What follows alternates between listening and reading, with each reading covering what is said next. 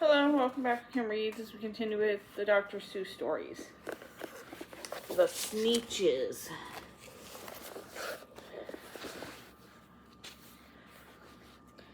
Now the star-belly Sneetches had bellies with stars. The plain belly Sneetches had none upon theirs. The stars weren't so big, they were really too small. You might such a thing wouldn't matter at all. But because they had stars, all the star-smelly Sneetches would brag, "We're the best kind of Sneetches on the beaches." With their snoots in the air, they would sniff and they snore. We'll have nothing to do with the plain belly sort. Whenever they met some, whenever they were walking, they'd hike right on past them without even talking. When the star-belly children went out to play ball, could a plain belly get in the game? Not at all.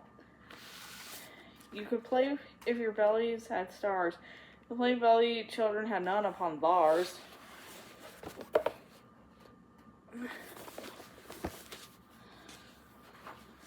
When the star-belly Sneetches had Frankfurter roast, or picnics, or parties, or marshmallow toast, they never invited the plain belly Sneetches.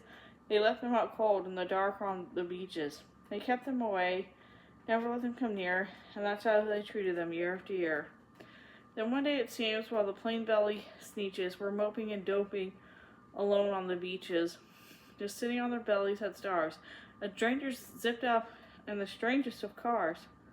"My friends," he announced in a voice clear and keen, "my name is Sylvester McMonkey McBean, and I've heard of your troubles. I've heard you're unhappy, but I can fix that. I'm the fix-it-up chappie. I'm come here to help you. I'll give you what you need, and my price is low, and I work at great speed, and my work is 100% guaranteed."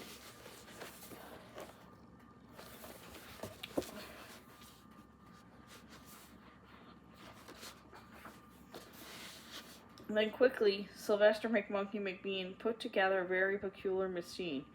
He said, "You want stars like a star-belly Sneetch? My friend, you can have them for $3 each. Just pay me and hop right aboard." So they clambered inside. Then the big machine roared, and it clonked, and it bonked, and it jerked, and it burped, and it bonked her out. But the thing really worked. Where the plain belly Sneetches popped out, they had stars. They actually did. They had stars upon theirs.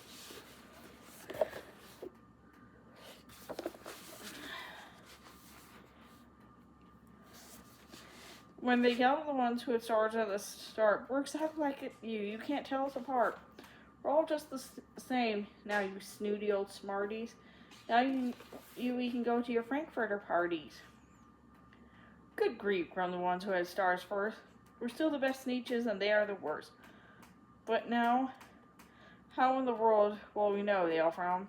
"If which kind is what, or the other way around?" Then came up McBean with a very sly wink, and he said, "Things are not quite as bad as you think. So you don't know who's who, that's perfectly true. But come with me, friends. Do you know what to do? I'll make you again the best Sneetches on beaches, and all will cost you is $10 eaches."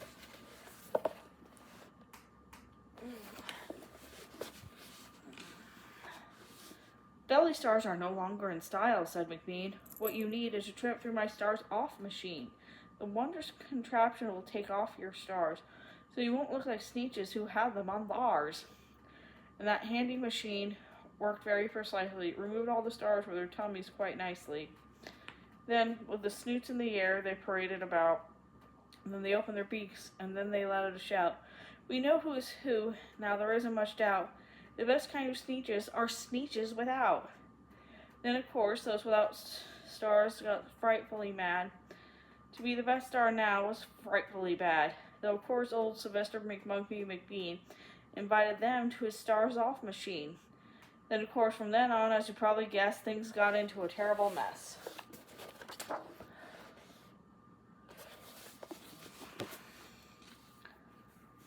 All the rest of the day on those wild screaming beaches, the fix-up chappie kept fixing up Sneetches. Off again, on again, in again, out again. Through the machines they raced, around and around again, changing the stars every minute or two. They kept paying money, they kept running through, until neither the plane nor the star bellies knew Whether this one was that one, or that one was this one, or which one was what one, or what one was who.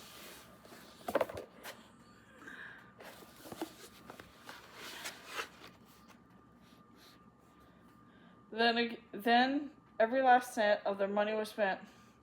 The fix-it-up chappie packed up and he went. And then he laughed as he drove in his car on the beat. They will never alone. No, you can't teach a Sneetch.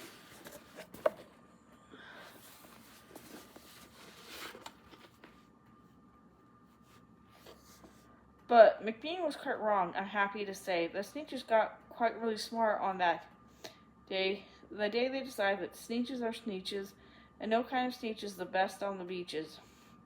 That day, all the Sneetches forgot about stars and whether they had one or not upon theirs. And that is the end of that story. See you later.